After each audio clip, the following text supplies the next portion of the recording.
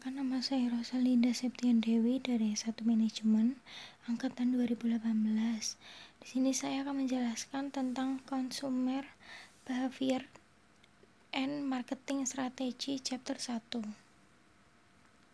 Consumer behavior yaitu pemasar menghadapi tantangan yang membebani dirinya sendiri yang diakibatkan karena kekuatan yang mendorong dan membentuk perilaku pelanggan. Seperti contohnya, ketika seseorang ingin membeli biji kopi dan membuat secangkir kopi. Terus ketika seseorang membeli seikat kopi bubuk dan membuatnya menjadi segelas kopi, atau ketika seseorang memilih untuk pergi ke kedai kopi dan membeli secangkir kopi. Dan yang terakhir yaitu ketika seseorang pergi ke toko Starbucks dan membeli segelas kopi.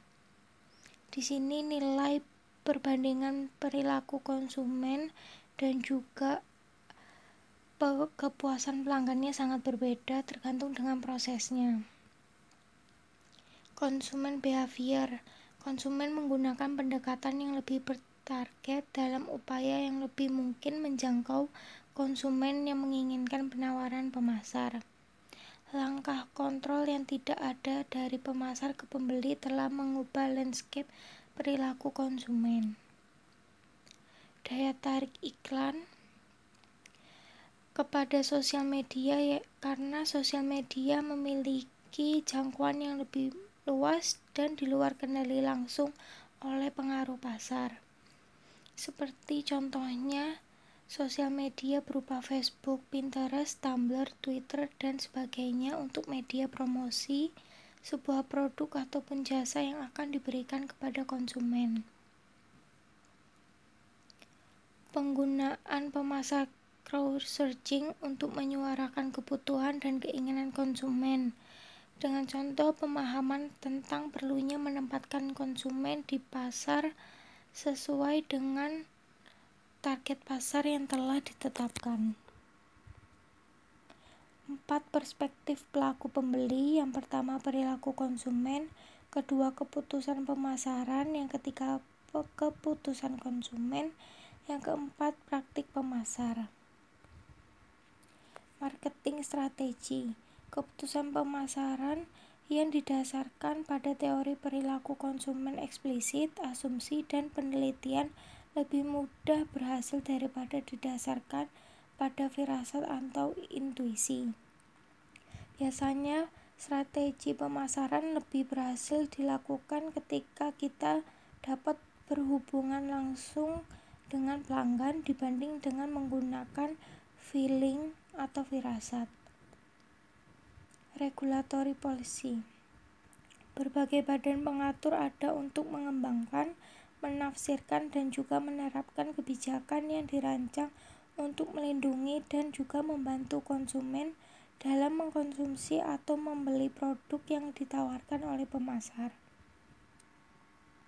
Social marketing adalah penerapan strategi dan taktik pemasaran untuk mengubah, menciptakan, dan juga memberikan dampak positif bagi individu atau masyarakat yang ditargetkan secara keseluruhan oleh pangsa pasar. Informed individual. Sebagian besar masyarakat yang berkembang secara ekonomi secara sah disebut sebagai masyarakat konsumsi. Sebagian besar individu dalam masyarakat ini menghabiskan lebih banyak waktu untuk mengkonsumsi daripada aktivitas lainnya. Contohnya dalam bekerja dan juga tidur, karena kedua aktivitas tersebut masih melibatkan konsumsi. Berikut yaitu marketing strategi dan consumer behavior. Yang pertama, marketing analisis. Kedua, marketing segmentation.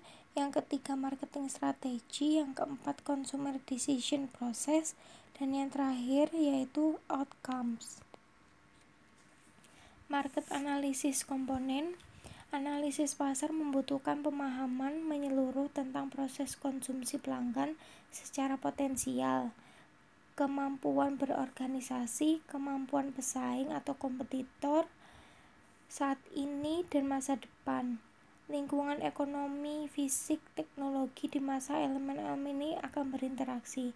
Jadi di sini jelas mengutamakan tentang bagaimana kita dapat memberikan kemampuan organisasi yang baik menghadapi pesaing atau kompetitor, dan juga memahami lingkungan ekonomi dari pangsa pasar yang kita tuju. Market segmentation adalah bagian dari pasar yang lebih besar yang kebutuhannya agak berbeda dari pasar yang lebih besar. Segmentasi pasar melibatkan 4 langkah. Yang pertama, mengidentifikasi set kebutuhan terkait produk. Kedua, mengelompokkan pelanggan dengan set kebutuhan yang serupa. Yang ketiga, menjelaskan masing-masing kelompok. Yang keempat, yaitu memilih segmen yang menarik untuk dilayani. Set kebutuhan terkait produk. Biasanya organisasi mendekati segmentasi pasar dengan serangkaian kemampuan saat ini dan juga potensi. Organisasi biasanya memberikan kualitas layanan dan juga kebutuhan kepada konsumen sesuai dengan kebutuhannya masing-masing. Pelanggan dengan set kebutuhan serupa. Organisasi mendekati segmentasi pasar dengan serangkaian kemampuan dan juga potensi yang dapat dibantu dengan produk, teknologi, dan juga keahliannya masing-masing. Marketing strategi. Kriteria yang menentukan dalam memilih pasar sasaran adalah kemampuan untuk memberikan nilai superior kepada segmen pasar yang dituju. Creating satisfied customer. Terdapat beberapa elemen. Yang pertama, produk adalah apapun yang diperoleh atau mungkin diperoleh konsumen untuk memiliki produk yang dirasakan. Di sini produk berupa tas, baju, ataupun beberapa jasa yang diberikan kepada konsumen. Yang kedua, harga. Jumlah uang yang harus dibayar untuk mendapatkan hak dalam menggunakan produk ataupun jasa. Yang ketiga, distribusi. Memiliki produk yang tersedia di mana target pelanggan dapat membelinya dengan efektif, mudah, dan cepat.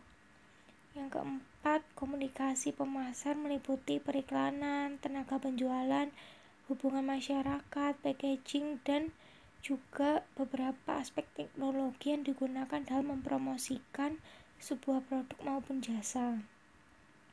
Yang terakhir yaitu layanan yang mengacu pada kegiatan tambahan atau peripheral yang dilakukan untuk meningkatkan produk utama dan juga layanan utama bagi pangsa pasar dan juga konsumen. Sekian presentasi dari saya. Bila ada kesalahan, mohon maaf. Wassalamualaikum warahmatullahi wabarakatuh.